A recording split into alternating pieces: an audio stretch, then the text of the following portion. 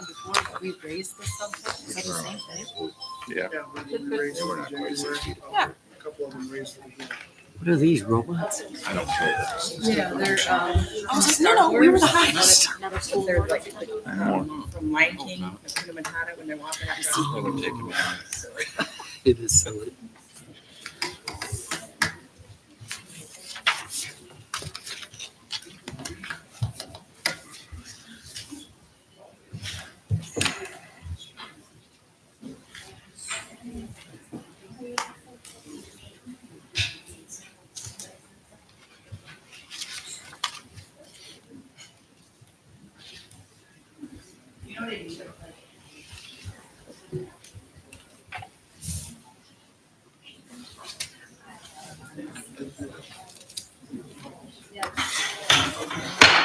Call the meeting to order. We'll start off with the Pledge of Allegiance led by Trustee Simpson. The flag is back here in the corner.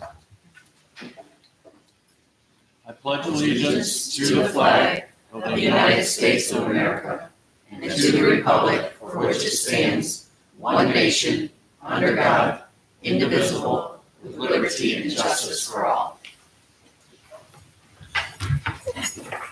Thanks, Tim. Okay, good news. Rick? This time the good news sort of happened upon us out of what would have been a negative situation, and thought we would thank officially Bush's here in town. When we got into the situation where we decided to make a change at the middle school and shut things down for next week, one of the variety of problems that arises is materials collection and handout. So Mrs. Howard approached Bush's and offered to buy some of their bags, and they donated 1,000 of them to us for what essentially became a backpack full of materials to go home. So we just want to say thank you to Bush's formally, and have at least one good thing that we can say that happened as a result of that. Tecumseh never really disappoints when it comes to somebody needing to step forward to help in times of need, and this is just another great example. So good news is thank you to Bush's for their donation of the bags for our materials handout today. Here's a product placement. All right, that's it? It covers it? That's it. Okay. All right, public comment on agenda items. Is there any public comment on agenda items? Maybe, we should probably go to the revision agenda before we ask for comments, because we're going to add some more stuff, right? Maybe we should think about that in the future. All right, no public comment on the stuff we've written down here? All right, revisions, approval of agenda. We do have a few things. These are what I know, and I'll ask if any of you know. So the first thing is we totally missed the fact that we need to have the finance reports today. So under scheduled reports, we'll have finance reports. Under discussion items, we need to discuss the virtual instruction. We need a resolution for that.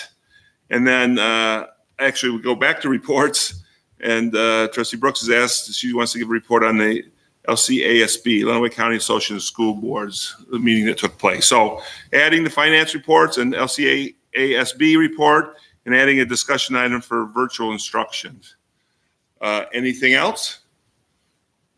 Are we adding virtual instruction to the action item too? Well, we'll decide if we need to. Okay. If we need to after the, or should we just go ahead and do it right now? We need to. I would recommend that we do that so Yeah. that we don't. We have to vote again this week. All right, so let's just add to both the discussion and action. All right, anything else?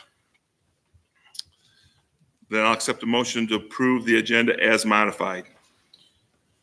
I move to accept the agenda as presented, but adding the finance reports, the report from Becky from the Lenawee County School boards.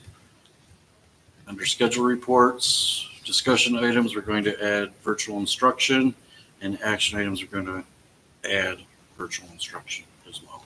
I'll second that. It's been moved and seconded to modify the agenda. Any other discussion? All right, a roll call vote. Trustee Brooks? Aye. Trustee Davis? Aye. Trustee Lewis? Aye. Trustee Moore? Aye. Trustee Simpson? Aye. Trustee Tomlin? Aye. Chair votes aye. Agenda is modified as moved. All right, schedule reports. The first one on the list is the Budget Committee. So we had an emergency meeting this week, of the Budget Committee, well, I should say an early meeting, in response to a recommendation from the Facilities Committee meeting. And they were looking at some numbers for ionization to be at the elementary level, basically. So we had this done last November, December at the high school and middle school. Now they're looking at doing it in the elementary level, but on a more, the ones that we're looking to put in are movable. So if we do something later, these can be moved as well. Is it on a room-by-room basis? I don't think it's quite room by room. Tom, can you answer that? Are these room by room basis ionization units? Yes, ma'am, they're gonna be in each room, and then where the rooftop units covered larger areas. they're Gotcha. gonna cover that as well. That's what I was thinking was the rooftop one. So yeah, there's room by room and then there's rooftop as well. And we were provided, I think it was passed out to everybody, some information on how that can impact the air quality, which of course helps with the whole COVID situation as well. So the majority of the Budget Committee felt that this was something to move forward on. It sounds like there was some question about whether we had, whether we needed some more bids. The majority of the Budget Committee felt like the bids that we had were very reasonable bids. So Are we going to discuss the bids in the facilities? So the Budget Committee's recommendation is to move forward. You have allocated the money. You recommend we allocate the money to do this. the majority of the Budget Committee recommends we allocate the Okay. money. Right. All right. And that total dollar amount, now this was for the ionization units for the elementary schools, as well as apparently there was a compressor that needs to be replaced at Sutton, and some pneumatic controls at Sutton. Total dollar amount would be just over, well, $99,692 was what we were quoted, and that would all come out of ESSER 2 funds. So there are three individual items there. There are multiple items. So you've got the replacement of the compressor, the pneumatic controls, and then unit ventilators and ionization units per classroom. All right, so do you have a breakdown on I that? do. Do you want it? Is it like in three big buckets or no? You've got per school. Yeah, I think it's 3 buckets. Tony. Yeah. So I think it's replacing the compressor So replacing the compressor controls where? At Sutton, at Sutton, at Sutton, which is $22,447. right? and then the pneumatic control, which is Sutton, right below that. pneumatic, yeah. and that's at Sutton as well? Correct. Compressor, And then and that is 16,300. Right. And then I think you look at the ionization and the As one ventilation unit. as one unit, because Okay. we wouldn't say one school gets it over the other. And then, so That's that true. leaves the rest is, do you have that figure It's already? right there, 60,000. 60,945. 60,900, The column to the right has your totals. 945. Thank you. No problem. So, some of these fall under, I mean, we can just move ahead, right? I think the ionization units definitely move ahead with, they are in stock. Tom was supposed to get us a time frame when they could get them in to clean the air. I think the ionization units, it was what, 2 weeks? Well, but let's talk just in terms of, in terms of voting, I mean, like, we don't have to vote on a $16,000 expenditure, right? That falls underneath the guidelines. And so, and I think the guidelines like 25,000, right? No, It's it's over the 50% of the 24,000 some odd dollars, so it'd be over 12, anything over 12,000 some odd dollar. So you get 3 bids, but not through the state cooperative. So for all three, we do have to get 3 bids. or suspend the policy. or suspend the Or policy. suspend it, yeah. Which, considering the situation that we're in and that we're heading into flu season, was what the majority of the budget committee felt we should do. How many bids did you get? We had one quote. One quote from our current service providers, Service 2.0. Are they vetted out through the state thing that we have done the other emergency things on? Those things are not on Yeah, the not competitive those bids items. website. Okay, So my take on it is because of the air quality issues that we suspend for the ionization units. The AC, we're not really gonna use again until the spring. So that's the compressors and the pneumatics. We've got until the spring to really get that done so we could go out for bids on those. But my feeling is that the ionization units we should buy now and suspend our policy to get that done. right, so you're speaking, I I'm guess, speaking for myself as board member. a board member, not as a budget, I guess I don't know, as a board member, right? I mean, I, you know, I know that we have a lot of discussion about policy, and so I think it's important when we can to follow the policy. So, you know, I lean more towards the compressors of repair and just get it done. But if from a policy perspective, we want to make that and the pneumatic controls go under the policy, what that'll do, I mean, I mapped it out from kind of what Kelly told me. So if it goes through the state competitive bid, you know, we're looking at January to be able to. But are those items do those items fall under that, or can we What just is go to 3 replace local compressor? suppliers? What's the ceiling? To have a formal bid, it's just a little under 25,000. Okay, so both of those would only require 3 quotes, so it would be probably, We you could, know, end of October. So we would so we vote have 2 probably in weeks to get it November. done, right? We would probably vote first meeting of November, maybe? What, we can't just get it in 2 weeks? I mean, it's not possible to get those bids in 2 weeks? No, sir. Okay, so is it possible in 4 weeks? Question on that. Again, we're not going through the state, we're just going through local But they suppliers. have to come and look at the situation at the Right. school, so, No, no. No, we're talking about the compressor and the pneumatic. It's gonna take 4 weeks. 4 weeks, fine. Well, but are we done using the air conditioner? I don't know, I can't predict that far out. Come on, Tom. I thought- quick I know a lot of question. people crossing their fingers that it come back for a little while. I mean, it's So, I not- mean, I was able to treat it. that would then come to us the November 8th meeting. Right. And just to clarify, in the budget committee, didn't you ask if the pneumatic controls also control heat? Yes. And that does control heat? It does, yes, the control. So But you it's need that. technically The not a compressor repair. is air, but the pneumatic control is both. Yes. Thank you. So we don't have heat either. No, we have heat. The pneumatic controls are an improvement, not a repair. We have no air on that side of the building today. And at this point, I'll remind the chair, none of these items is currently part of the agenda. So if the budget committee is recommending that it be part of the discussion, then it would be discussed tonight as the discussion has already started. And then it would be scheduled for decision in the next meeting, October, was that 11th, I think is the next meeting. Unless we want to suspend the rules. Unless the group wanted to suspend the rules Right. to get the So should we- ionization done tonight. Should we add it to a discussion item? Can we continue here? We kind of have. No, this is supposed to be a report, so This, okay. we're still I on would think- report, so yeah. if the chair of the budget committee would like to recommend that it be added as a discussion item, I then the would. board can have a full discussion, motions can be made and supported and voted on. or we can put it on discussion and action for next week and suspend the rules for 2 weeks from now and do it in 2 weeks. So I'll make Have a discussion motion and to vote. Add it to discussion, please. Second. Okay. Okay, discussion on that. Shouldn't we just not add them both places? I would love to.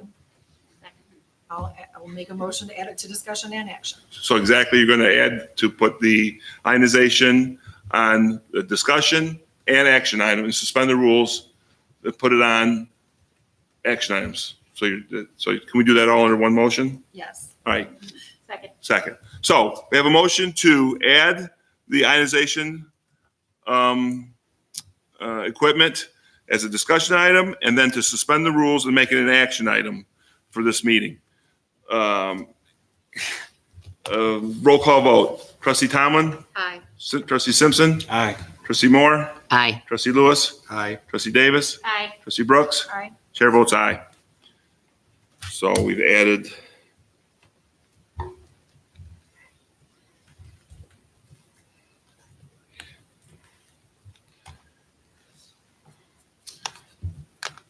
Now, so we've handled the ionization. What about the pneumatic and the compressor? Should we discuss, do we have a discussion on that and then vote on it in 2 weeks? I'll make a motion to add it as a discussion item to Second. discuss the compressor and the pneumatic control. Second. It's been moved and seconded to add the compressor and pneumatics to the discussion. Roll call vote. Trustee Davis? Aye. Trustee Lewis? Aye. Trustee Moore? Aye. Trustee Simpson? Aye. Trustee Tomlin? Aye. Trustee Brooks? Aye. Chair votes aye. Make sure I can read my notes. Okay. Trustee Brooks, are you good? I'm good. Okay. I kind of feel like we kind of slid right into the facility committee, No but problem. I will ask if there's anything else you want to discuss. Sure. So I think Trustee Brooks went through the information about the facility's immediate needs very well. We also discussed the energy savings activity, and the assessment is moving forward. We also discussed the hiring of someone to help kind of manage that as a GC, and so hopefully we'll hear at the next facilities meeting about that. So are we actively recruiting that person now? Do we have a rec? We do have an open rec and we're, I don't know, I have somebody that I have in mind. okay. So do you expect that in 2 weeks that person will be on board? Yes. Okay. Rick, that's something that, I mean, you're comfortable with that commitment? That should just come through the budget reconciliation. And then we also talked about the playgrounds, where we were at. Sounds like early spring, hopefully, they will be installed and ready for kiddos to play on. So those were the three main things that we talked about. Did any of that show up? I thought I saw something down at the bus garage, like a slide or something. I don't know. Tom, are we starting to get random pieces of playground equipment? No, man, that goes to, Acres and Sutton. Okay. That was ordered through, a grant or something. through Okay. Joanne Leo. I just drove by and thought, oh, there's Right. a slide. Right. The Must be child equipment. care division had a surplus budget and they requested that be allocated to playground equipment up at ELCs. Okay. So that was done earlier in the summer and that's starting to arrive. And the company that's supplying it, installing it, or? Don't remember that one. Are we putting that in or are they? I think we're putting it Okay. So we'll continue to watch the energy savings report. And then also, based on good discussion within the budget committee, I'm a member of facilities and budget regarding the policies, we're discussing how better to make sure that what the status of a project is and how that relates to the policy before we get it to the budget committee. The plan would be probably now, unless we're planning to vote on it, we won't take it to the budget committee until we have all the votes. Okay. Thank you. Everybody good? Yep. Finance reports. Kelly? Okay. In your packet for the month of August 2021, cash on hand is $7,744,898.20. The board recalls we had a summer property tax collection, so that's why our cash on hand is higher than previous months. Total accounts payable for the month of August is $511,152.86. Total revenue for July 1st through August 31st is $6,150,965.33. Total expenditures for that same time period is $3,877,165.15. And also included in your packets was the revenue and expenditure comparative analysis comparing fiscal year 2022 to fiscal year 2021.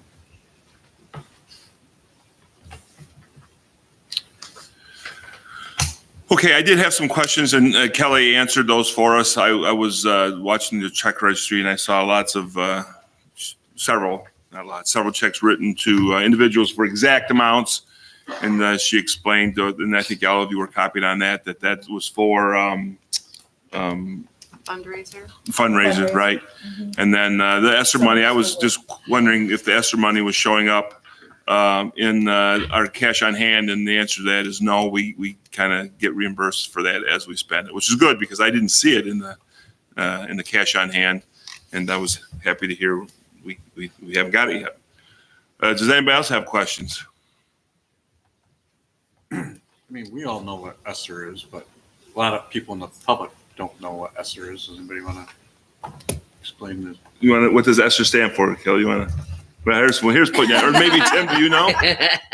Emergency school support. Supplement, Something I think emergency relief, or it's educational school support, emergency relief. we'll call it COVID funds. Basically, it's money that's been COVID funds, yeah. money that's been sent to all school districts, depending on your size, from the federal government for COVID relief.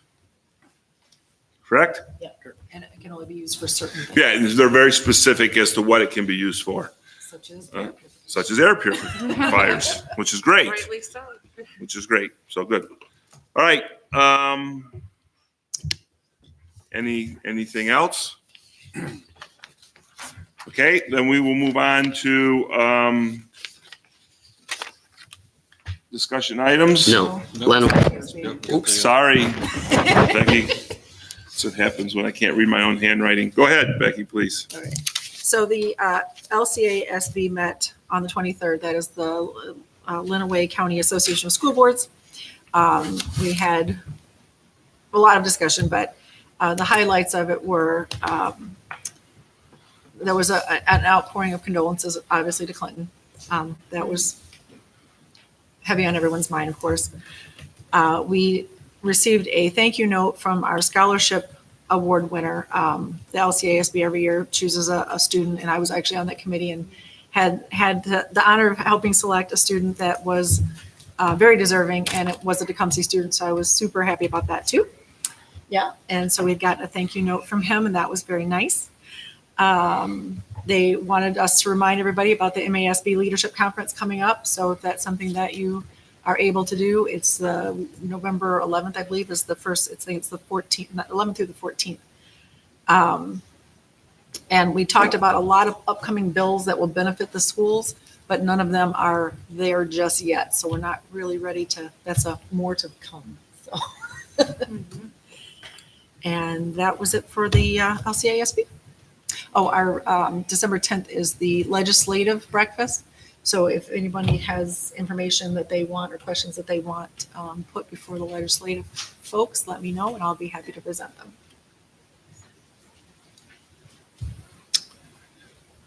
Any questions for Trustee Brooks?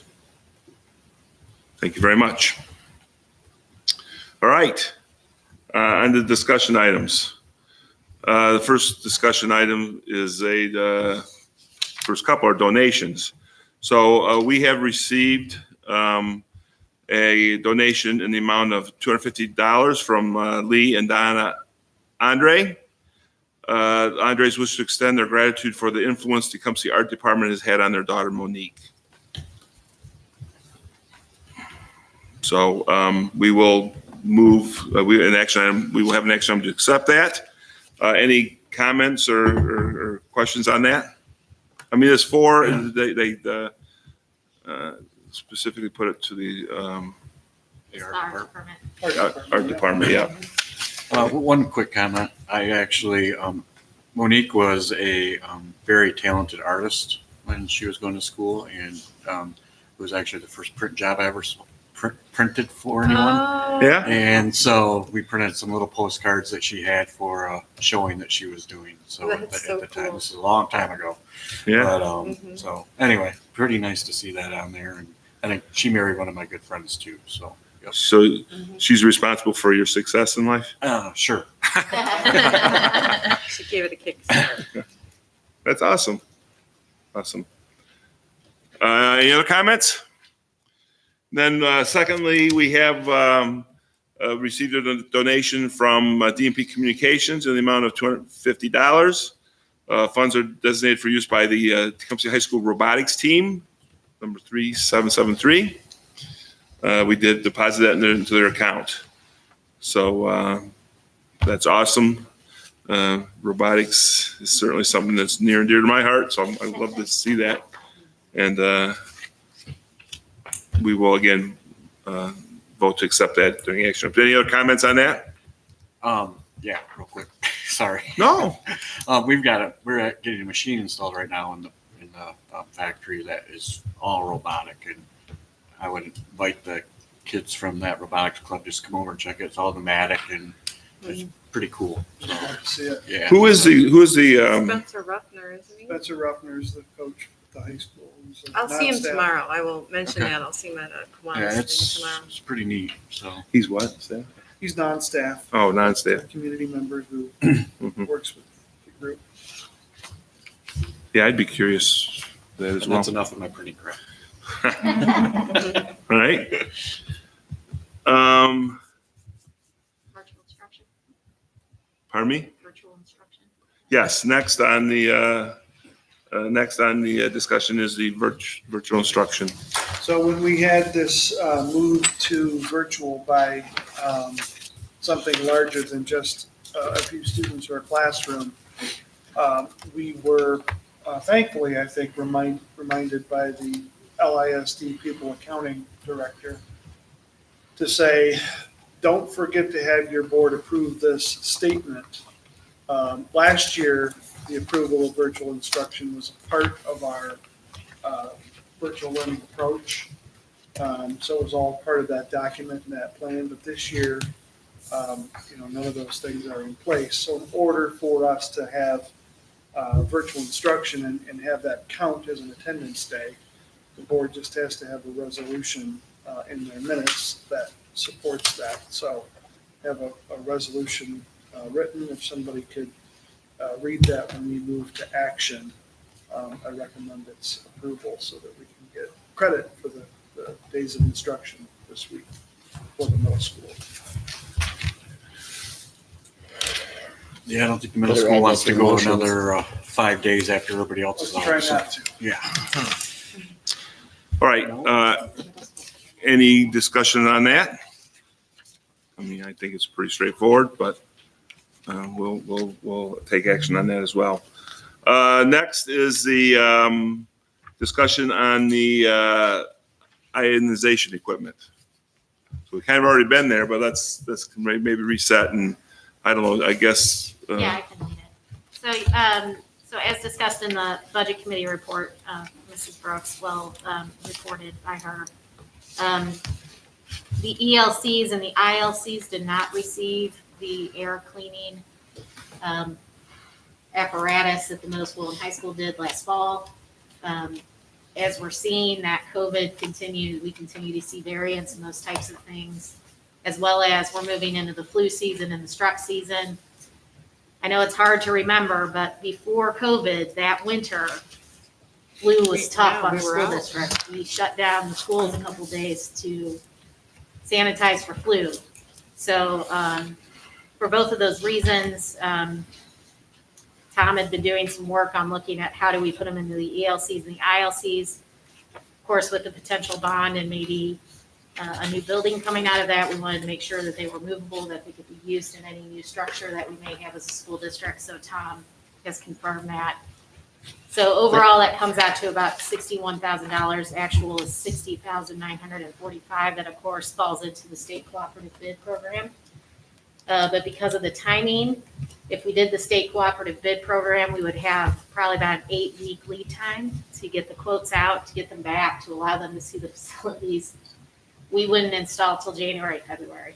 So we would be pretty much out of the virus season, or almost out of the virus season. So the feeling is that, I'll just speak my own personal opinion. Typically, when you do multiple bids, you may get 5 to 10% better. So we had a lot of discussion in budget committee about $6,100. Was it worth it to kind of push and get bids, or did we want to have some more, be able to just do it very quickly? So Tom was able to figure out, Mr. Hawkins was able to figure out 3 weeks after PO, we should be able to install. So that puts us actually end of October, beginning November if we vote tonight, or sooner, probably end of October. So, I think from the health and welfare of the children, I think it's a good idea. It's not just COVID related, but COVID funds will help us pay for it. So we're not taking anything out of kind of any sort of fund for the school district. But it will also help keep kids healthy from other viruses and that moving forward. So I guess I have a question. If it's, if it can be reused in new construction, is that the way they do it? Every room is separate in this day and age? Like if we built a new building next week, would every room would it be just like the elementaries, or would there be rooftop units and we couldn't use these? There are rooftop units, but they are transferable. They've got a 10 to 15 year shelf life. Is that correct, Tom? So And rooftop and room units? Correct. There's both. Can we yeah, the reuse rooftops are both? like for the gym multi-purpose. Right, they're area. for Can the we larger reuse them areas. both? I guess is where I'm going with this. In Yes. new construction, each room is individualized, even now. Okay. Well, And it's also based on CFM, how much air No. is pushed through that system. So I know all about CFMs. I used to sell furnaces. So if there's a unit that's bigger, Right, you right. might have to pay But a little more to get. I know it's different, a unit air conditioner versus a whole house air conditioner. And I just wanted to make sure that we could reuse them. And the construction was gonna, was the same. And that'll be something, if you were to build a new school, someone would have to say, okay, these are the size of the units we have now. These are the units that we want to Right. move. So they're If gonna we have to- can, right. They're going to have to work with the architects. and- The other possibility we discussed is if for some reason that didn't work, they could also be used in the middle school as those units go bad. Right. They've got a 10 to 15 year shelf life. So Yeah, or, okay. Use Have an life. extra. Right. So we'd have essentially a backup that we've already Right. paid for. Okay, good. I know that one of the things that the facilities committee was excited about was that the original quote received for these items was in January. And when we reached out to see if those quotes were going to be increased because of the length of time in between, the answer was no. They were standing behind their January quote, which was one of the reasons I think that we decided to forward it to the budget to consider to make this happen, because it was I think, a decent savings to have them stand by that January quote. The other thing that I would just remind the group is that even with a formal bid process, there's not any requirement for a board to simply go with lowest bid. There are always considerations for local contractor, length of relationship with contractors, and the group, the Service 2.0 that is representing this quote, is a group that is local and that we rely on for a lot of our service. Right, the requirement is lowest qualified bid, but the board gets to decide what qualifies that. And all those factors Rick just mentioned. So I think that's another positive, is that these ionization units are now being entered into our total HVAC system, which Service 2.0 does probably 90% of the service on our IODs. So having them understand the equipment and install it and then service it, hopefully will reap benefits for us in the future.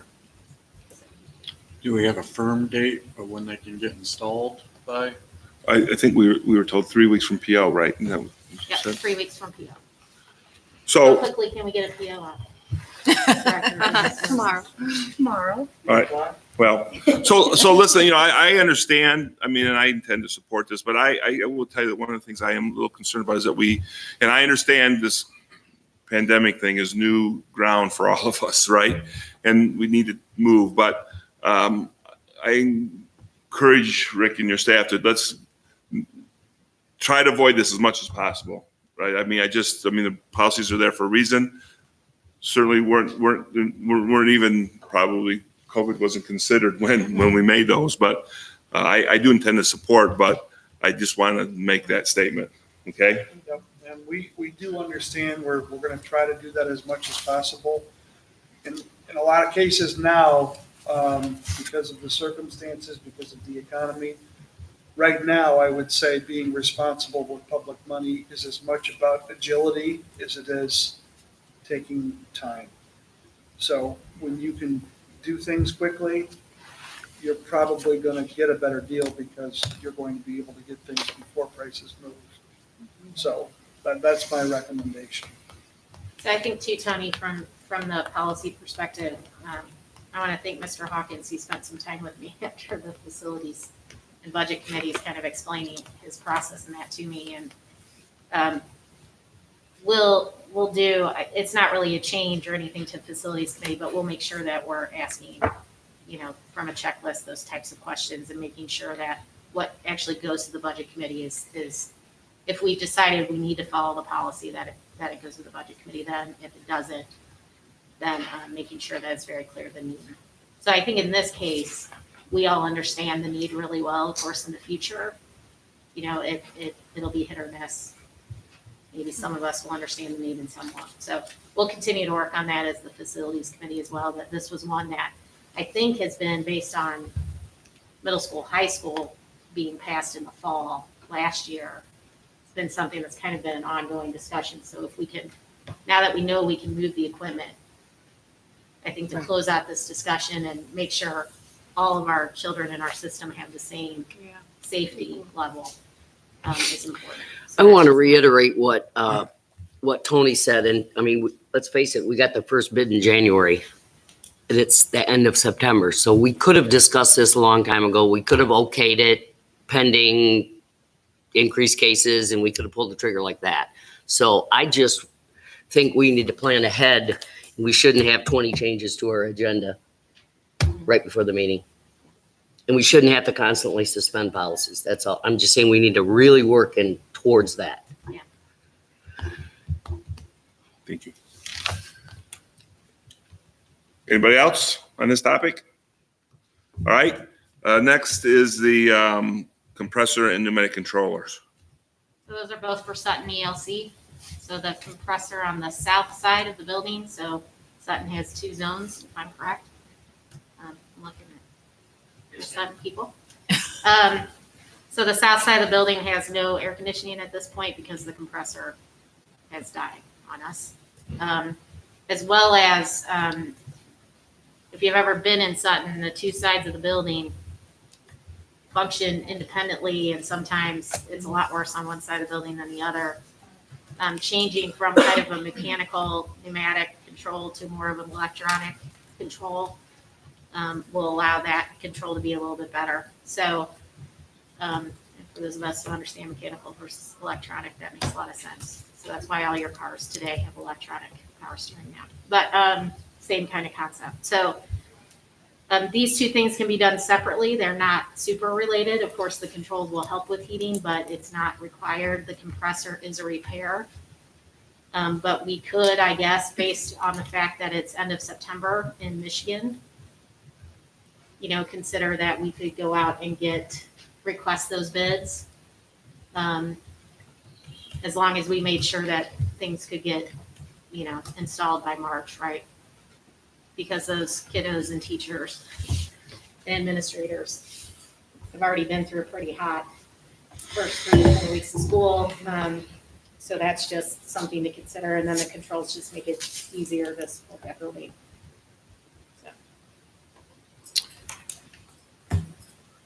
All right. So, I mean, I have to tell you that I actually attended Sutton Elementary School back in the day. That's how old that building's getting. So those compressors are certainly old. 5 or 10 years ago. But anyways, So basically where we're at, from what you're telling me, is that we're going to go to, and we're going to get quotes on this and then take action on it. Yeah, these fall under the greater than 50, less than threshold, so it's just 3 bids. So we don't need to take action until we've got those quotes back, right? Right, we just need we'll give instructions. Okay. Right, and then we don't even need to rediscuss it. We can just vote We'll on put it on an right? action item and go. Come back again. That Right. sounds good. And it could even happen so fast that it could be a change order to the PO that she's gonna write at 8:00 tonight. I'm good. No? Okay. Sounds like a very experienced salesperson. But through the discussion in both committees and on some other issues we've had, and then tonight, I think it's prudent to maybe go back and get those 3 bids. Okay. Good. Any other questions or comments? Motion, man? Okay. We're good. We'll move on. I think that's all the discussion items that we added.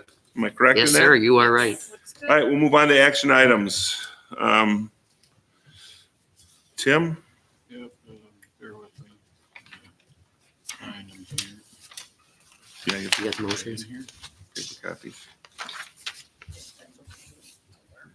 Here we go. All He's right. already got him. He's fast. I hereby move to accept with thanks the $250 donation from Lee and Donna Andre, given in gratitude for the influence the Tecumseh Art Department has had on their daughter Monique. Second.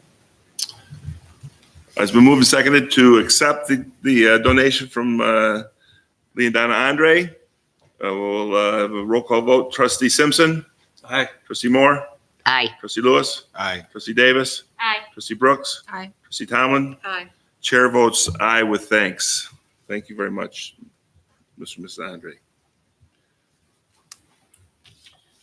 I hereby move to accept with thanks the $250 donation from DMP Communications for use by the THS Robotics Teams 3773. I will second that.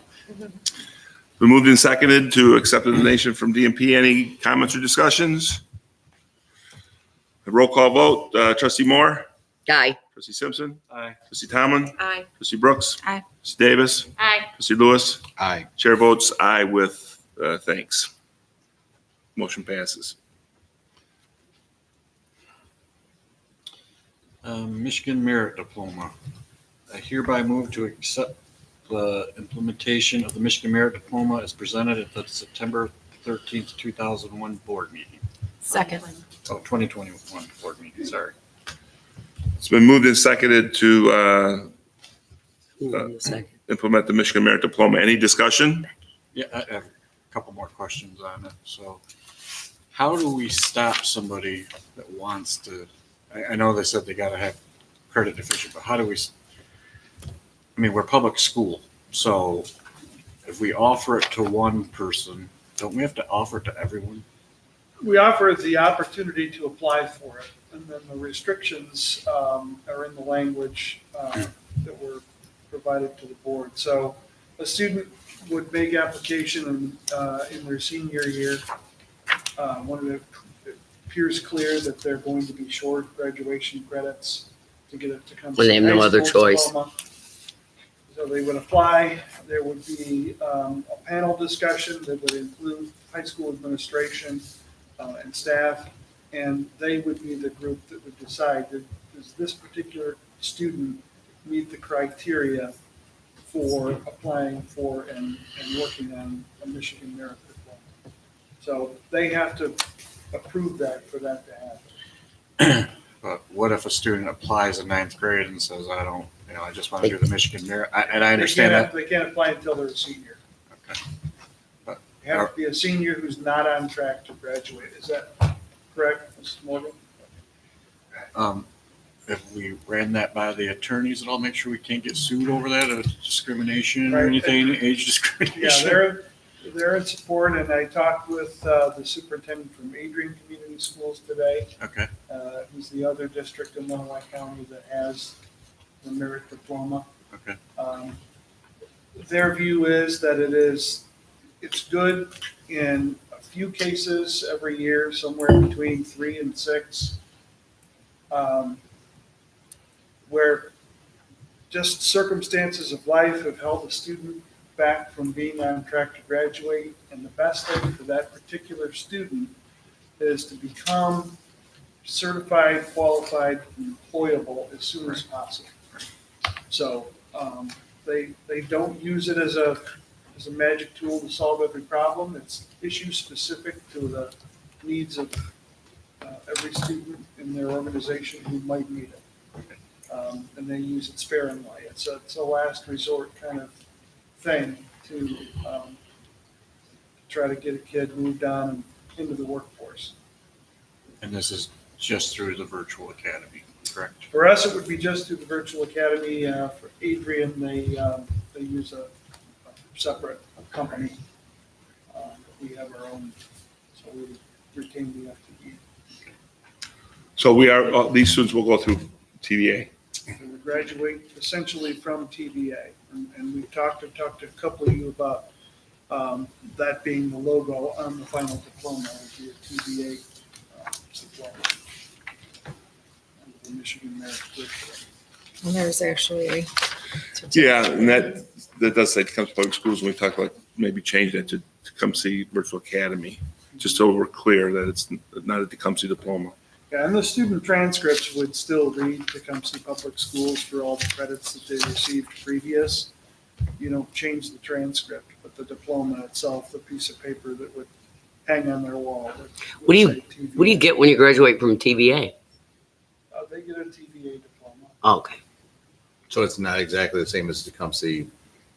Well, the curriculum's different. I don't know, Dolson, does it look any different or have a different seal on it? It's a high school diploma. High school for TVA? It's still the same Okay. credits. Same. One of So the it's But the when they same. graduate from TP, sorry. When I talked to the Adrian superintendent today, he said, we didn't create a different one. It's the same diploma, but you wouldn't have to. But when they graduate from TVA, do they have the full 23 credits? Yes. Yeah. Yeah. as Okay, opposed to that's this the that won't. difference. Right. That's the That's the difference. difference. And Okay. they get to walk in the ceremony and everything. They could walk in the ceremony in June, In the right? TVA. If they were done. Yeah. Yes? So if TVA, the 23 credits, if they were done in June, they could walk in the ceremony with the other students? We don't see any difference between the TVA student who graduates from TVA and the Tecumseh High School students. Both of those Right, so the answer is Okay. yes. The answer is yes, okay. But the other is not. so- Right. Okay. Okay, I get. I just want to When make sure. Mr. Dawson talked before, while I appreciate the idea of bringing in extra income and that, I would like us to take some time to see how this system worked with our own students and time and resources for our own kids. What do you mean by extra income? Pardon me? What do you mean by extra income? Well, we've talked about, the fact that other schools could come in and use this option. They could for send students from Oh. And then, I and I I look got at to it more thinking, from we're what helping would be a somebody who can't situation graduate. where another school would want to come in? Right. I mean, Person from the school. I think that's great. I just would like to give us a little time, maybe this first year or whatever, just to focus on our own before we're taking new in that may not be a good fit for us. here But the fact that they're all in going through TVA helps Yeah. with That some of is, that. that does help. Right, and I think it's Yeah. all about helping a student graduate and be Absolutely. employable This right is out of the giving gate. Kids So that wouldn't have an opportunity. Right. Right. That they otherwise would have to do a GED or nothing. right, and I have a son that Yeah, went yeah, through good that and didn't get a resources and help. GED for I'm sorry. years and had a hard time getting employed. And Yeah, so the TVA already affords the opportunity if a It's all student good. needs the ability to To kind be of do off things in the campus. time outside of the normal school day. And so I don't know how, I understand what you're saying about the pilot, but But just as I long think we as we're already run the making sure. TVA, so the real question is how do we do the panel, right? And I trust Mrs. Morgan and Mr. Wilson to kind of figure that out, but. Implicitly. I mean, my only comment about this is, yeah, I agree with Mrs. Brooks and Mrs. Moore. I know Mrs. Tomlin feels, actually, I know everybody on this board feels the same way. The opportunities for young people to get kind of jobs of the future require a diploma now. A certificate of completion does not get you into a advanced manufacturing technology program or a computerized programming The military. trade school, trade school. military, So, everything. I'm sorry. You So I think this, to their point, and to the credit of Mrs. Morgan and Mr. Wilson, allows us to make sure that as many of our students are put on a pathway to financial, success in their adulthood. So.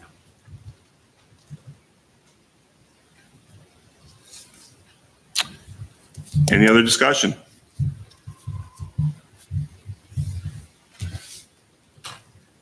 No other discussion. We'll do a roll call vote. Trustee Moore. Aye. Trustee Simpson. Aye. Trustee Tomlin. Aye. Trustee Brooks. Aye. Trustee Davis. Aye. Trustee Lewis. Aye. Chair votes aye. Motion passes. Okay.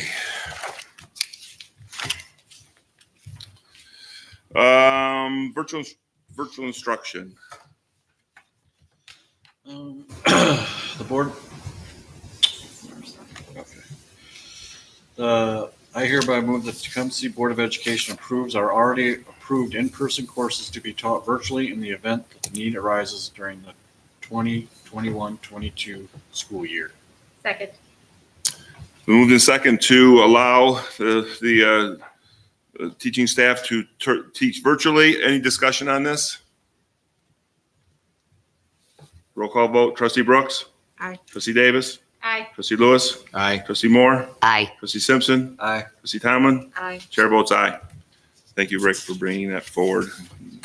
Yeah, and thanks to the county auditor for bringing it forward. Would have been a sad bit of news if Yes, it would have she been not sad. reminded us, because I was unaware of it. Okay. I believe that covers all of the action items. Am I correct? Ionization. No? Ionization Oh, ionization, right? and financial reports. We didn't have You want to do financial reports, did ionization we? next? President Montero. We have to approve your You want to do finances? ionization next? Yes. I hereby move to approve the expenditure in the total of $60,945 to cover bipolar ionization and unit ventilators for Sutton ELC, Tecumseh Acres ELC, Patterson ILC, and Herrick Park ILC. Second. We moved in second to support the purchase of the ionization systems for the ILC and ELC schools. Any additional discussion? Roll call vote. Trustee Tomlin. Aye. Trustee Simpson. Aye. Trustee Moore. Aye. Trustee Lewis. Aye. Trustee Davis. Aye. Trustee Brooks. Aye. Chair votes aye. Motion is approved. Do we have a financial report on the action items? I didn't think we put it on there. It is missing from the action items, but we do approve it every month. So we'll put it under consent agenda. I'll just add it. So. Yeah, it can be part of the consent agenda. It could be. All right. Boy, this agenda is some serious chicken scratch here, but I believe that's everything. So consent agenda. I hereby move to approve the consent agenda, which includes the following items: minutes from the regular board meeting of September 13th, 2021, and the finance report that was presented tonight, September 27th, 2021. Support. It's been moved and seconded to approve the consent agenda and the financial reports. Roll call vote. Trustee Davis. Aye. Trustee Lewis. Aye. Trustee Moore. Aye. Trustee Simpson. Aye. Trustee Tomlin. Aye. Trustee Brooks. Aye. Chair votes aye. Consent agenda is approved. All right. Superintendent's report. Okay, on your list there, the field dedication, back earlier this year, the board supported the naming of the field on the middle school campus, the former high school field, to be named Naha Field after a Tecumseh graduate, Mr. Nahabedian. That dedication is scheduled to take place October 2nd at 1 p.m. And the group that is doing that would just like to invite the board and anyone in the community who would like to be a part of that to that field dedication, again, October 2nd at 1 p.m. Yeah. Update on our COVID protocols. As the board knows, we took a half a day off from student instruction on Friday to take a look and a hard focus at some of the things that we're doing within our buildings. And if there were ways that we could improve in terms of reducing the amount of contact between students so that we could reduce the number of students who were placed into quarantine. Each building's looked at their particular procedures. They were very careful, especially in the ELCs and the ILCs, to look at the same things. We try very hard to have those programs run as close to the same as possible. So I know the administration and the staff in those 4 buildings worked together on the things. They included things like cohorting within their classroom.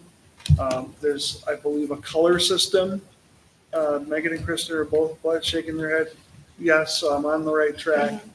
But students have been cohorted in a color system so that their seats, wherever they go, whether they're at their working tables, whether they're in a play area, a small group learning area, possibly the learning rug, all of those groups travel in the same cohorts so that we don't cross contaminate, and when we contact trace, we are reducing the number of possible contacts and therefore hopefully reducing the number of quarantines in a classroom.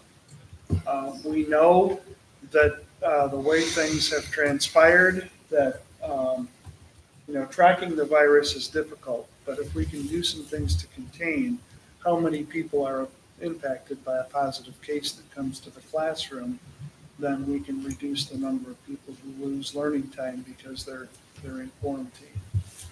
So that was the focus. There are zones in the playgrounds that have been identified at the all the way up to 8th grade, K-8, to try to spread things out. The same with the lunchroom, an attempt to spread things out, seating charts so that we can identify who's next to whom. At the high school, they will be spreading out the cafeteria. Last year, we had tables in the hall. This year, we didn't, but now we're going to go back to moving the tables to the hallway out here to reduce the amount of contacts at the high school.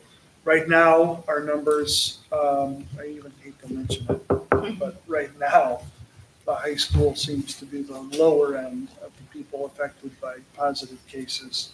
So we didn't do a lot of things in there, but they did review their seating procedures in classrooms and attempt to spread things out as far as they could.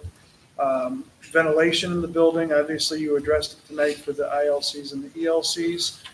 We have ventilation protection in the high school and middle school. So a variety of things. Is there anything, administrators, anything that you want me to specifically mention that I haven't already run over? Homecoming activities for us are going to be outside during that week.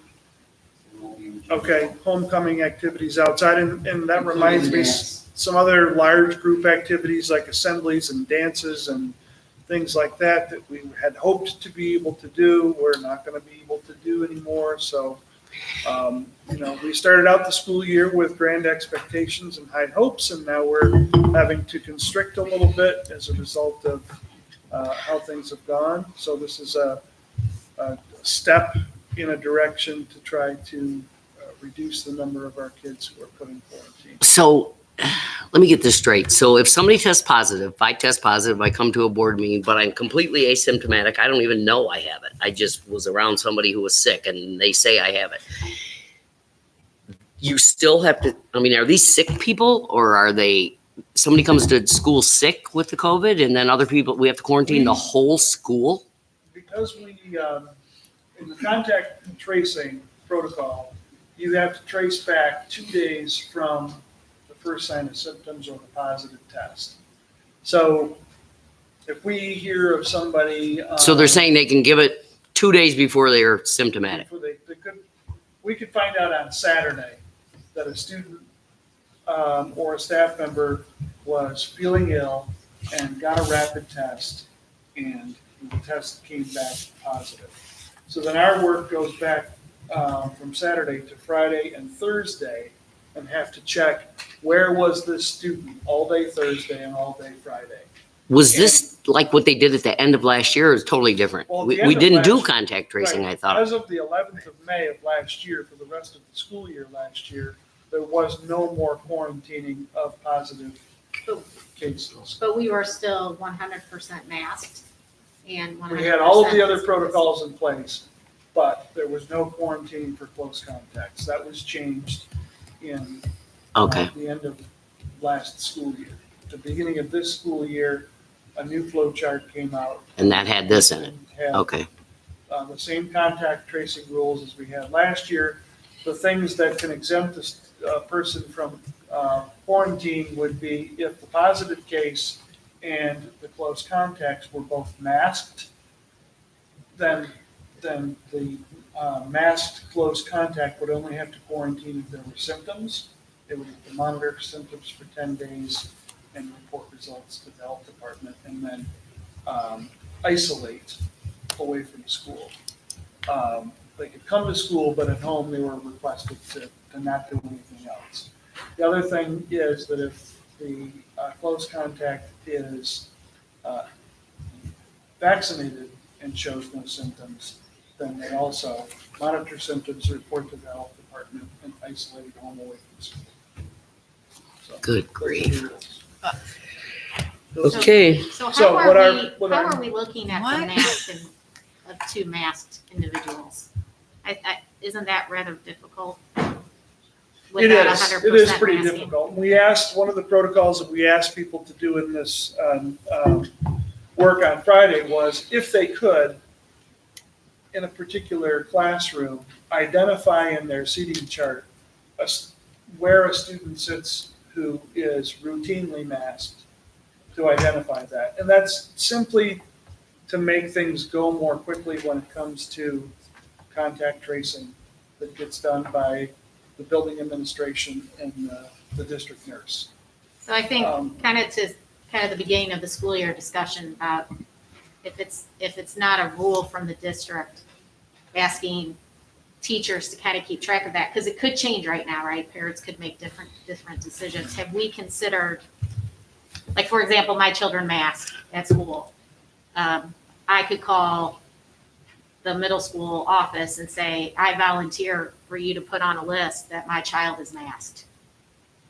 Yeah, and the same thing is true with vaccination. or if you show up on the list, they can say, I'm masked, so I'm exempt from this or Yeah, that, didn't actually. rather than having They don't teachers. contact you. The health department doesn't No. contact you. No, They just send you a letter. when we contact trace, Denise will typically ask that question anyway, because, her job, she doesn't see as wanting to have a high number of people quarantined. She wants to have the accurate number of people quarantined. So if knowing that that double masks equals monitor symptoms but stay in school, she asks that question. Having it written down on a seating chart just helps things go a little bit more quickly. It's not mandatory. Nobody's going to be in any trouble if they miss something, if they overdo or underdo.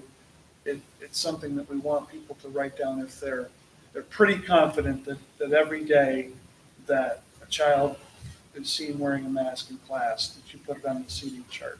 It speeds things up a little bit. I just don't know that it's fair to ask our teachers of that, because we all know that there's going to be students that come in with it on and then turn around and talk to their friend and take it off. And I don't know that it's fair to ask them of that, but that's just my opinion. Okay. Well, I think from my understanding is we're just having them do it one time, right? It's not like every day. Right. It's put it on their seating chart. And if you change the seating chart in one classroom and you're part of the team, then the seating chart should change to that in another classroom. So, But if you're a restricting a masker little and you bit of show up on freedom. the list, you should just be able to say, I'm a masker, and Yeah, you go over here. but the Davis family has received 5 phone calls. We have never once been asked, were we vaccinated? We've never once been asked, were we masked? I like your So- idea of a So we centralized. volunteered it. We Right. volunteered the information. Then you probably shouldn't be asked. So, but I think they have to call every time. But is there a checklist that the team, because Denise cannot possibly, it's not Right, fair to Mrs. right. Ford Yeah. to expect her to do all of the contact tracing. So, Right. You know, is there a checklist already in place of the questions they ask parents? I know Denise has a checklist of questions. Are we sure that everyone making the calls is using the same checklist? I just think that helps for those parents that have decided to send their children to school with masks, who have made that decision. It Has just- anybody else had to close a whole school in this county? Morenci. Right, see. Okay. Morenci, Morenci, they itty bitty shut down Morenci. their district to reorganize as we did. But they also shut the school down. Sand Creek closed. Everything was in elementary. I Yeah. think they're elementary. So the Jeez. sorry, the calls you got were from the health department or from the school? From the school. We closed our schools down last year too. Yeah, Morenci's been closed. I know, I'm over it.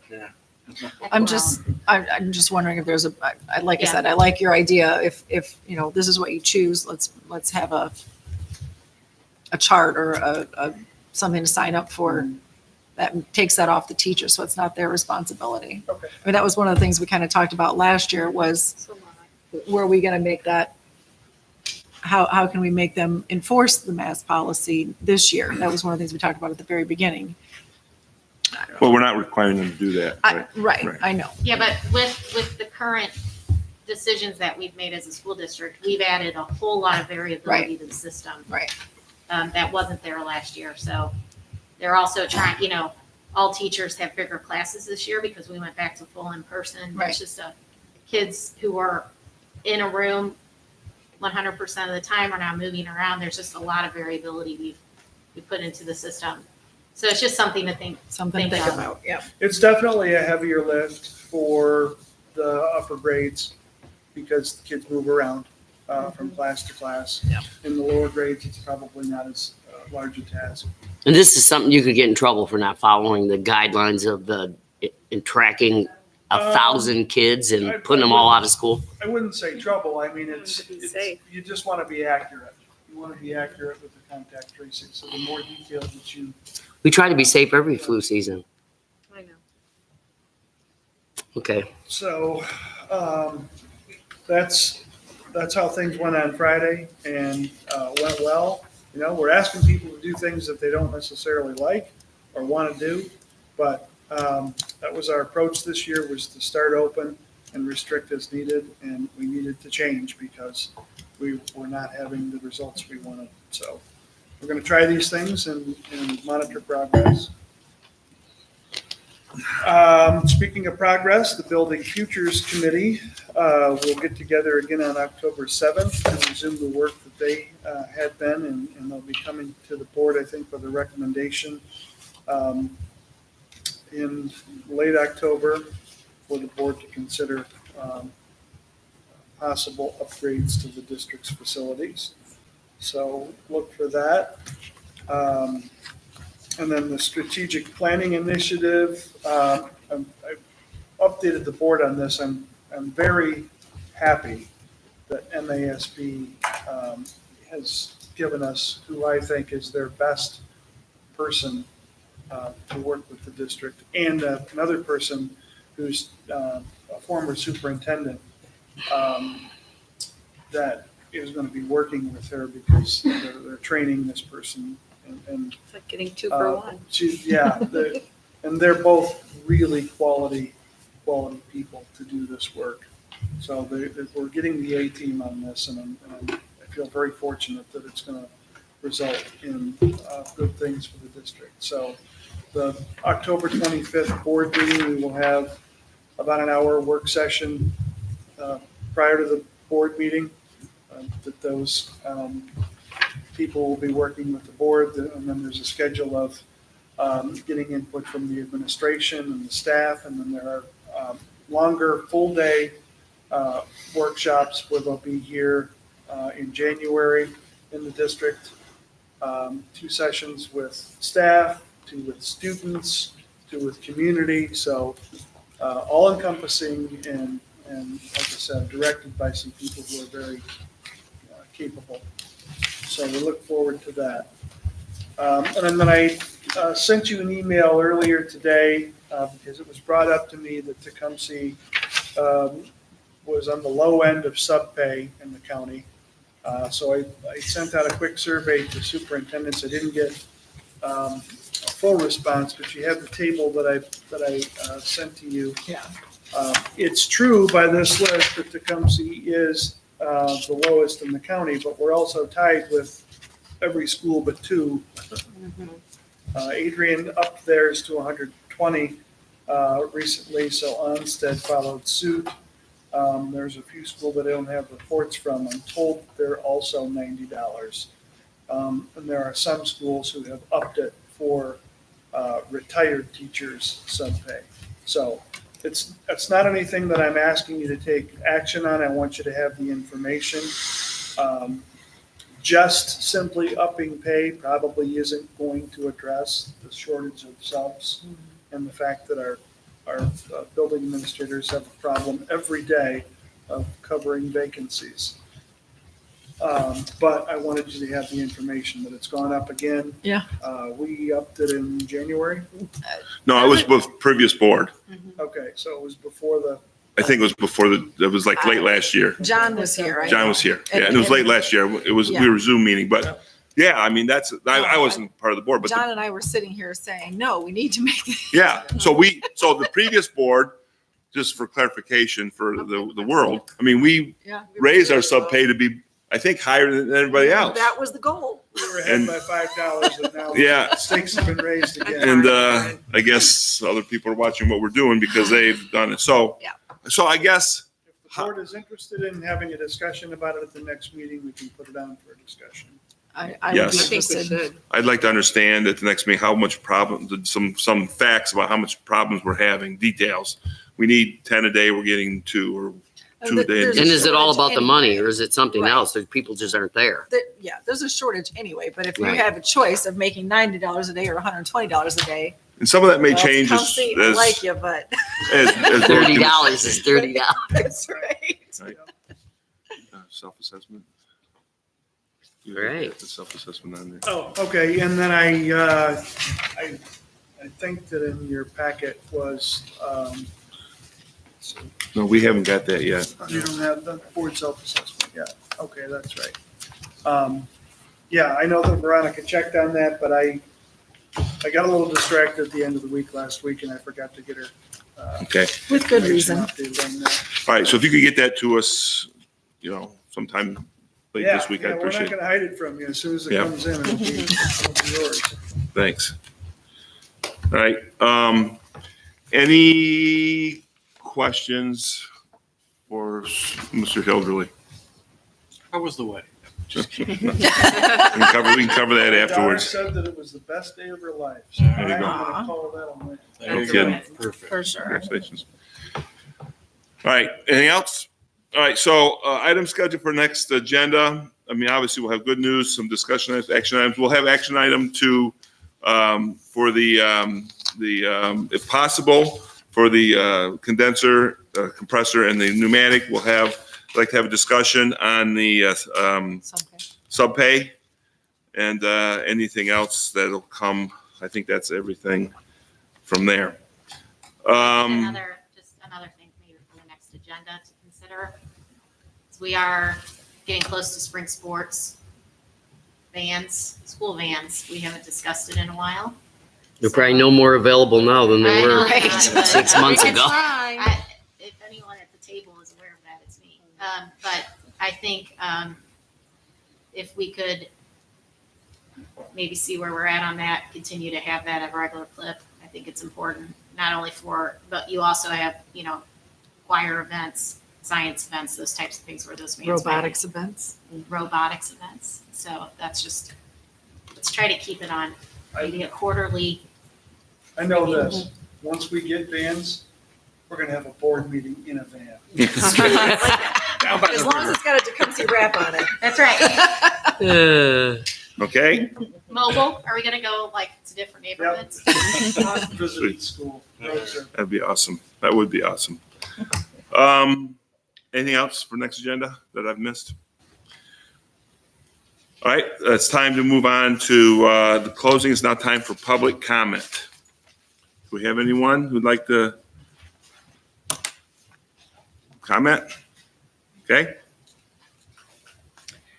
I don't know if I want to use this. Do I have to use the microphone? Can you hear You me? get to, Josette. All right. everybody- well, the problem You don't have to. is that. Do they need to for people at home? Right, Like, that's is what that the it? Okay. microphone's for, right? Feels really weird to have a microphone.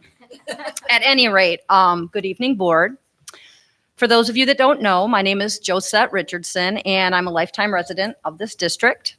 I currently have one daughter that has graduated from Tecumseh High School and two other daughters in the district here. One's a senior and the other's an 8th grader. I also happen to be a 7th grade ELA teacher in the district, and this is my 23rd year teaching here in this district.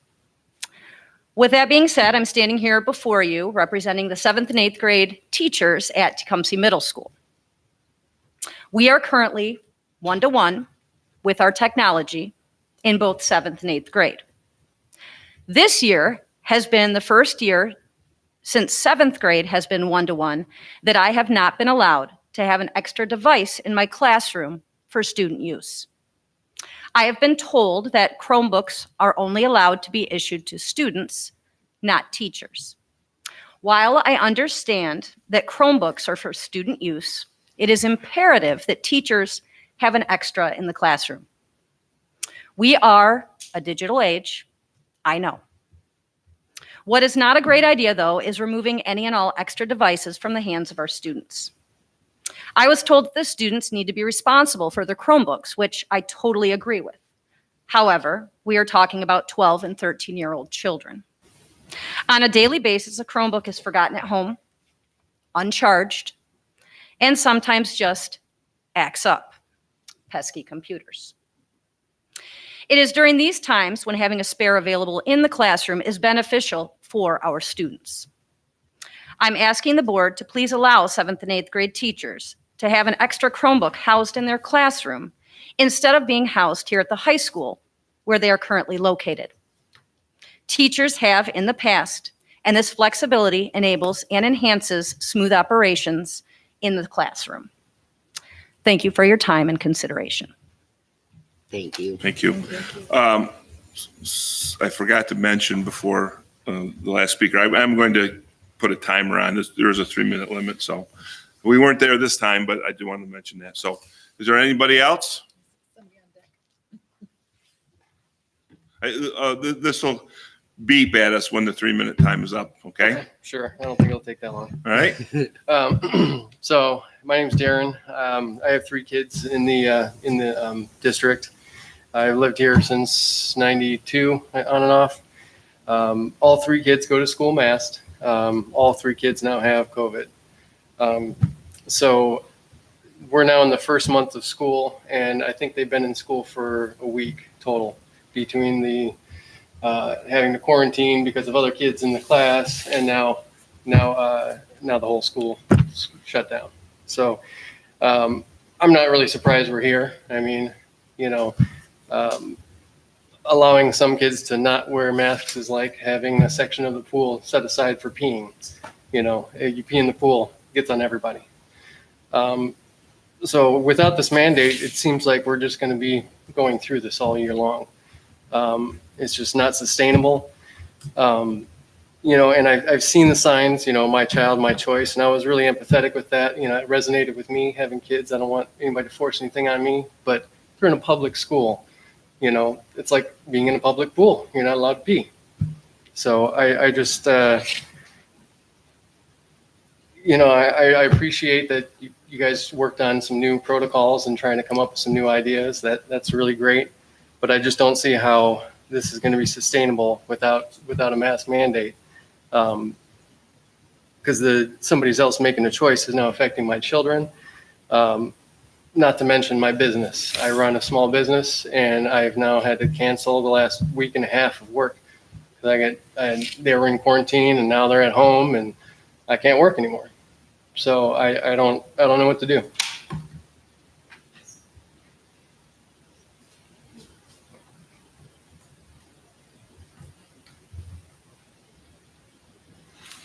Has there been any discussion on requiring masks? Because it's just a piece of fabric. It's not asking anyone to take a shot or wear a full suit or a respirator or anything. It's a piece of fabric. It's not a big deal. But it's ruining my business, and now all my kids have COVID. And they wear masks every day, religiously, all day long. I have to remind them to take it off after school. So I'm asking the board is, it's destroying business and potentially family. And I don't know what to do because I don't have the control. You do. Okay, I mean, thank you for your comments. Has there been any talk about it, or is that being considered at all? Because I'm glad you guys are making other adjustments, but that seems like the CDC has over and over said that masks are the most effective, the easiest, the cheapest, and I don't know why we're not doing the easiest, cheapest thing. That's like. Well, I think the policy's been fairly well documented, and the Right. reasons for doing so are very well documented. But What? we appreciate your input. But is that being considered at all, or because it just seems like low hanging fruit here? The CDC just came out with a report showing that schools that have mask mandates have lower rates of infection. So I think if we're trying to control it, We can't go into a discussion. We're not having a discussion, No. right? Board This is, members can comment on their feelings during the board comment section after this portion. okay. And then when would I find out about anything that comes from my comments? How does that work? well, you're certainly, if the board members have comments, you're free to stay and listen to those comments are. Okay. But if there are any changes, it's Well, obviously, published you would be through your- notified. through the school. Yeah. One of my well-loved videos. Okay. Because I've already lost other family, and now my kids are sick too. Thank you. Thank you. Kevin Gramis. I'm on my fourth child to go through Tecumseh schools in the 30 years I've lived here. First, I want to thank all of you for the restructuring of the restructure to bring some tradition back to the schools. I really appreciate that. And I want to thank you for your current stance and the policies that are in place regarding masking. I strongly believe that's every individual's choice. I love my daughter to death. I wouldn't want anything ever to happen to her, but I feel very strongly that masks aren't the answer. In fact, there's mental health issues that come from requiring kids to wear masks constantly, as well as other issues. So I support the decisions you've made so far. I appreciate the job that every one of you have done, and I hope you continue to allow parents to have the choice in that matter. That's all I have to say. Thank you. Thank you. Thank you.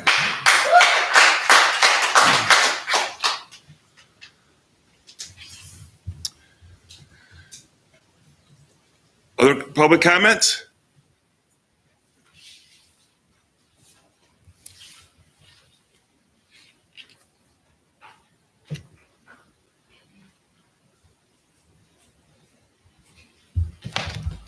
All right, good evening. I'm Landon Miller, a student in Illinois County, here to speak about forced isolation, dangers of wearing masks, and mental health.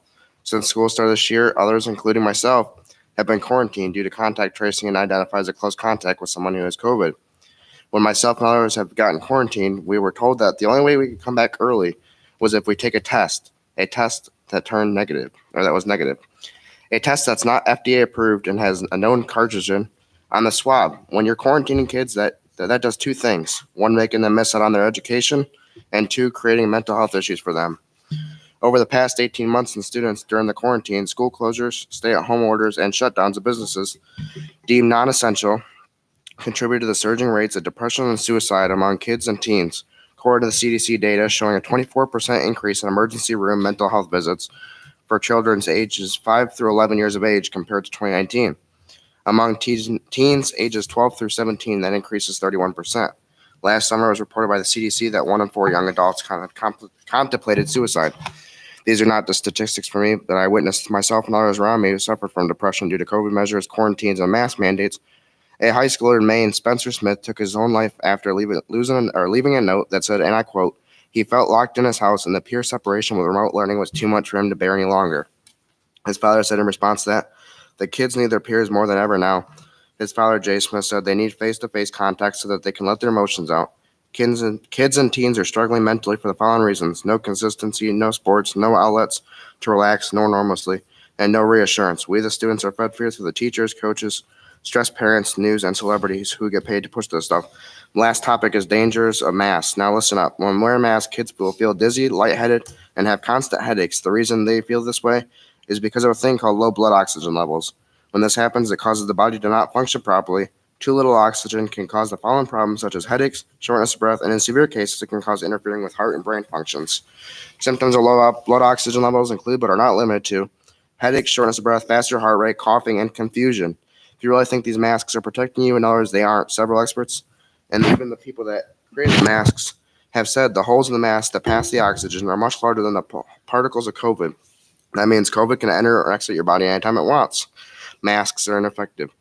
Through the summer, I've been to a couple places that people gather around. I'm around several thousand people that aren't wearing a mask, and I never got sick nor got the virus.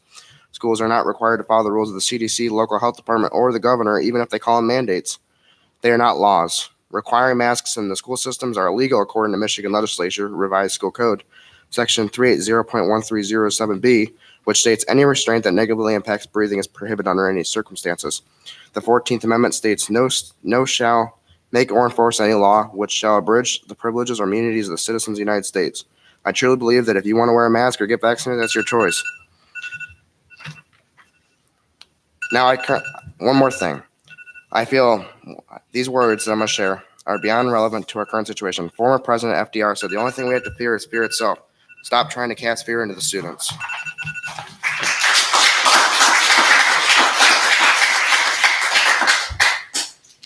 Thank you for your comments. Is there anyone else who would like to make a public comment this evening?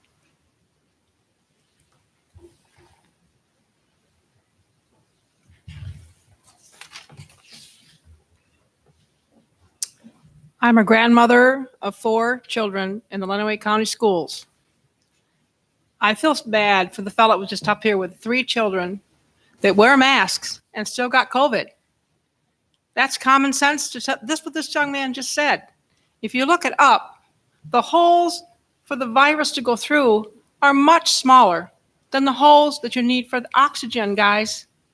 Those COVID flies, little buggers, will go in and out at will. On top of that, when you wear a mask, you can't breathe properly.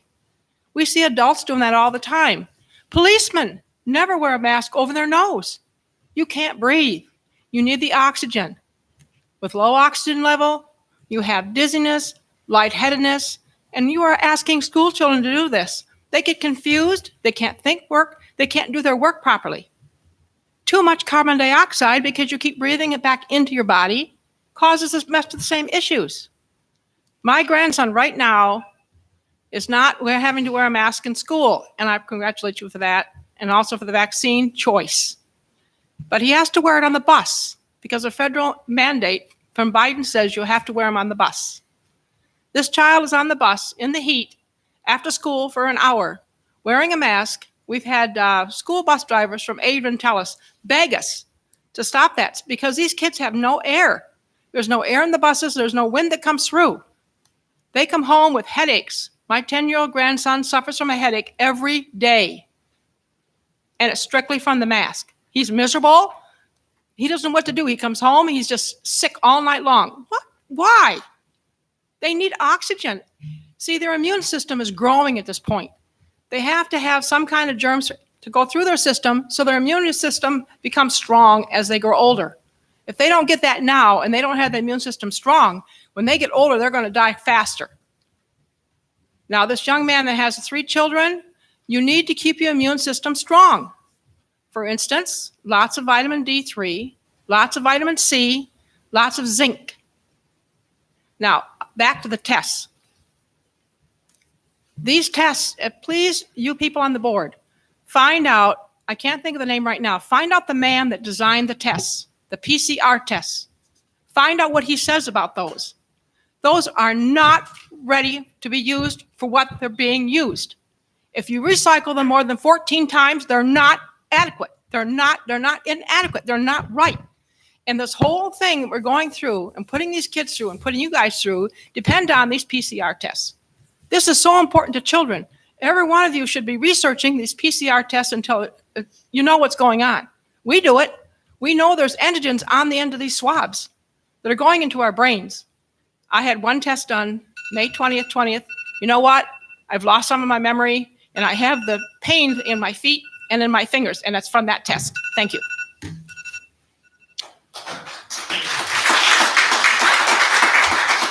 Thank you for your comments. Is there anyone else who'd like to speak?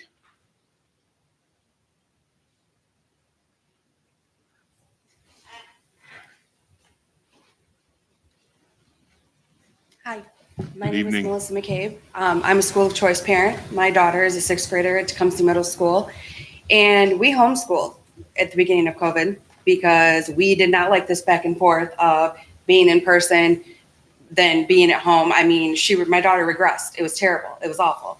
This being in person and then going virtual, this isn't acceptable. These kids can't do this. It's not fair. My daughter is so excited. She loves coming to school. I hear now, I wish it was Sunday. That means I would go to school tomorrow. She loves being back in public school, and we're taking that away again. This isn't okay. I'm grateful my kid isn't wearing a mask. That's one bonus right now, but this sucks. It sucks for them. It sucks for us. I'm not a teacher. I am the opposite of a teacher. I don't have patience for this. I'm not qualified for this. I help my kid the best I can, but I'm not the only parent here. This just isn't acceptable. And as far as the contact tracing, that needs to be thrown out.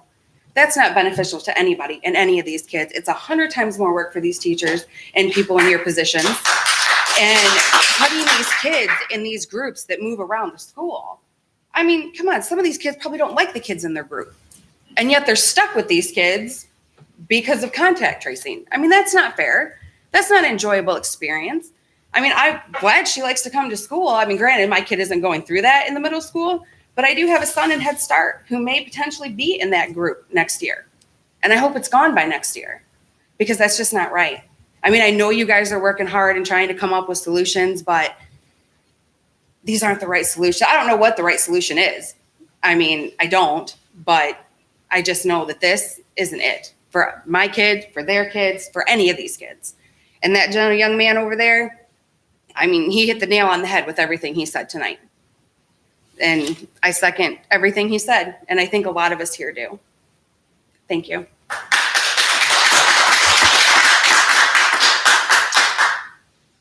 Thank you for your comments. Yep. Hi, my name is Jill. I live in Tecumseh. I actually pulled my child from Tecumseh this year because of the way that things were handled last year, and I felt like we're going to be handled this year, and it's showing to be true. I'm looking through the handbook that you guys are giving out in regarding testing, and I guess my biggest question becomes, does it have to be a confirmed positive test, or can a parent just call in and say, my kid has a cold, has a fever, and then it's a probable cause? Because it says here that you guys are taking that as a confirmed or probable case. So how many, it's so politicized. And if the child wants to come back with the new rules of after 8 days, if you can swab their nose, it has to be confirmed. So I really hope that these positive tests are being confirmed, because otherwise we're, again, this year sending healthy kids home for 2 weeks with parents that are more stressed than ever. They've been off for 18 months, a lot of them. And now they're finally back to work, and you're asking them to take 2 weeks off, take 2 weeks off.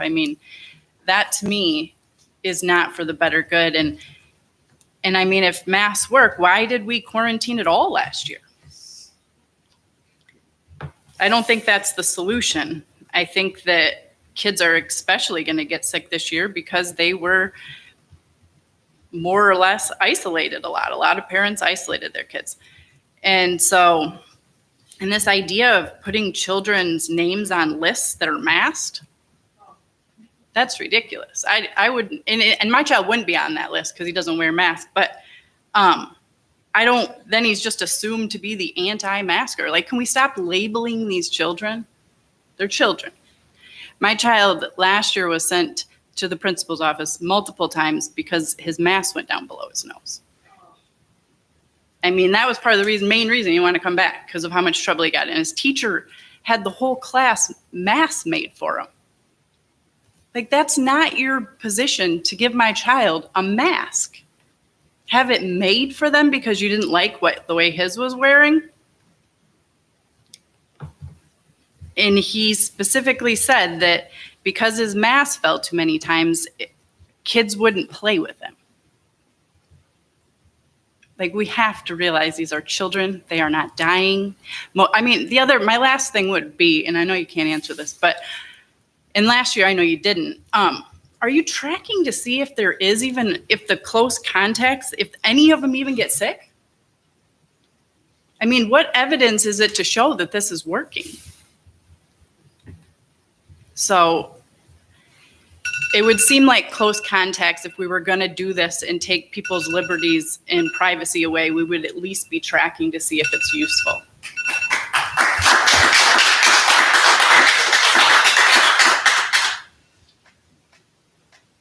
Thank you for your comments.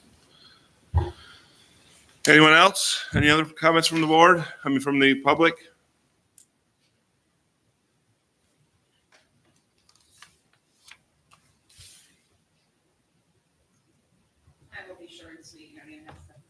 I just want to thank the board for taking a Michigan Merit Diploma in consideration and asking good questions and ultimately passing it. I appreciate that for the kids that will need it. Thank you. Thank you. Thank you for your comments. All your comments are appreciated. Anyone else? Public comment? Again, thank you to all of those who come up. I assure you that I can tell you personally, I do review these. As you see, I take notes and I do take your comments into consideration. It's now time for board member comments. I'll start. Okay. So several things. Again, thank you, same as what she said. Thank you for passing that, the Michigan Merit Diploma.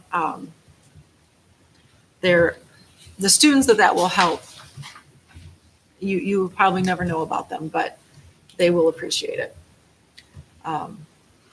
That it's more important than you realize. So thank you.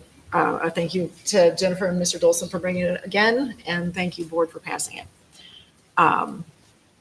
The first thing we were talking about, the first comment about the Chromebooks. Let's add that as a discussion item. That would be. I agree with that. Yeah, absolutely. And for my part, I'm going to say this about masks. Every area is different. Every area has their own. And when I say area, I guess I'm talking about the counties, right? I work in Washington. I live in Lenawee. Obviously, when I'm at Briarwood Mall, I see a different cross section, right? This past weekend, we were at the Clinton Fall Festival. And I would say it would be very safe to say 97% of the people there did not have masks on. Now, the board is voted in as a cross section of the community. And I'd say sitting here today is a cross section of our community.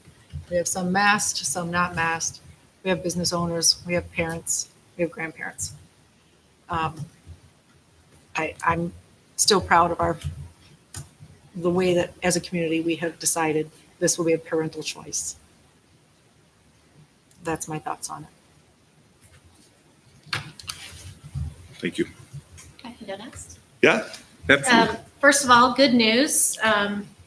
Tecumseh Middle School women won first place on Friday at the Monroe Jefferson Invite.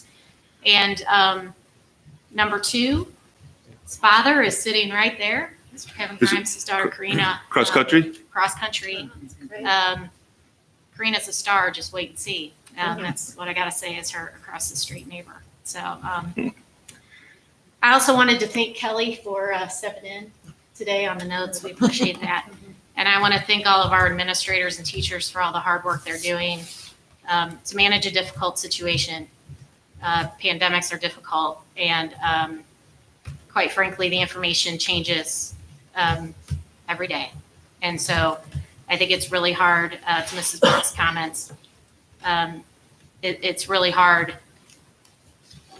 to put a mandate in place as things are changing. Again, we want to try to maintain parental choice as much as possible. What I will say, first of all, to Liam, thank you. Well-written and courageous to come in front of a board of elected officials and speak for your classmates. So thank you for that. And to Darren, a very tough situation, and sending good thoughts your way. But I would say this: we are an elected body. We are elected to provide guidance and oversight on behalf of our fellow community members who are affected by the schools in the community, and that's really every community member. Many of the comments made tonight, I appreciate your willingness to stand up and share your views and thoughts. I would recommend that you share those views and thoughts very strongly with the Lenawee County Health Department. I understand you have. Please continue to do that. Please continue to do that. That is very helpful to the school districts in the county. As Mr. Hilderly has shared before, the superintendents are trying to look at a countywide situation and a countywide solution. And a lot of that is, to Mrs. Burke's point, all of it, whoever was at the Clinton Fall Festival or who goes to certain high schools, we're Tecumseh, but we're Lenawee County too. So, continue to, everyone, regardless of your stance, should continue to share. I share my view with Lenawee County Health Department regularly. I agree, because Mrs. Richardson, one of her students is my 14-year-old, and I can attest, we are very often running back into the house to get back out. So let's talk about those Chromebooks. But I would like to just, again, thank anybody who came up and spoke tonight.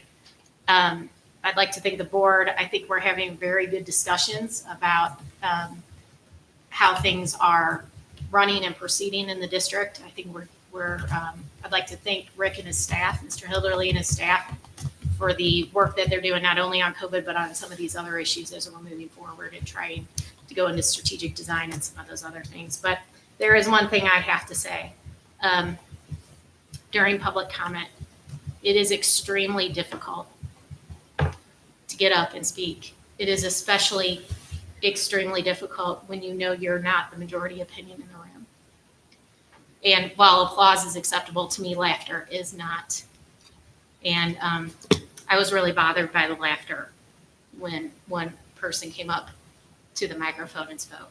So one way that we're going to get through this pandemic is to respect everybody and everybody's opinion.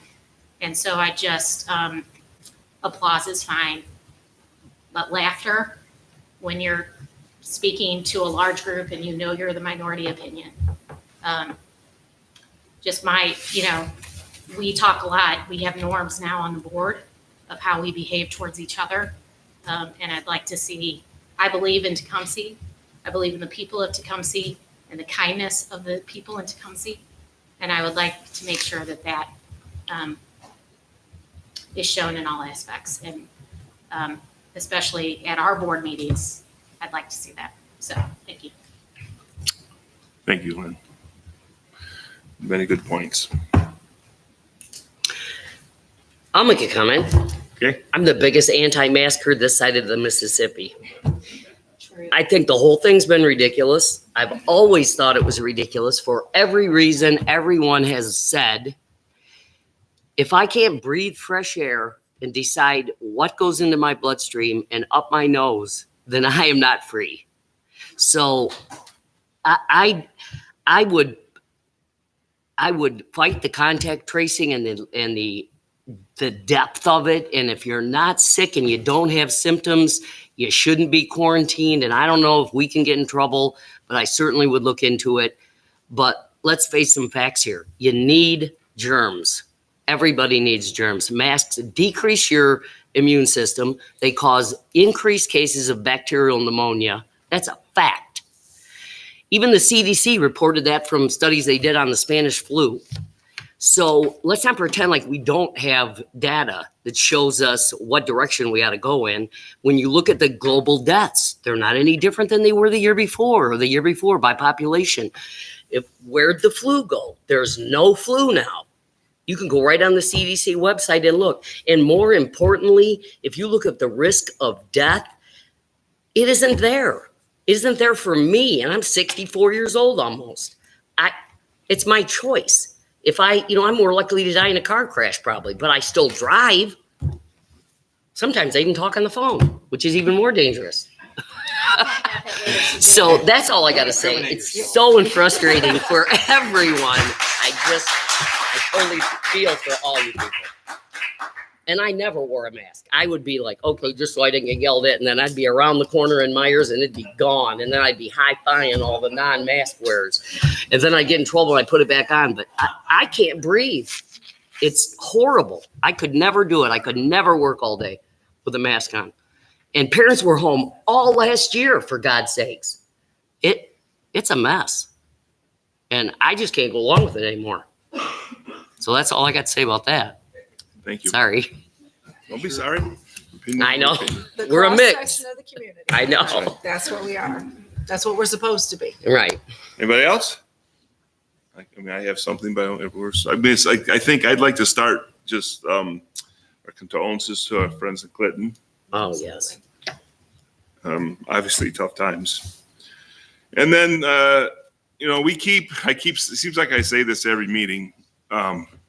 Thanks to the administration, we keep asking you to do things and you keep doing it. We ask you to move and you do it. And we ask you to do one thing and you do it. And then we say, hey, Rick says he's got a better idea. And you come up with a great idea with color codes. I mean, we're just trying to keep kids in schools. And you guys are, that's your goal. And thank you for that. Nobody said it was going to be easy, but you're working hard. And I honestly believe we're all trying to do what's best for the kids. Right. So that's all I have. Anybody else? All right, then I'll accept a motion to adjourn the meeting. Support. Been motion and second to adjourn the meeting. All in favor, say aye. Aye. Opposed, same sign. Thank you, everyone. Thank you, everyone in attendance. You need all this stuff.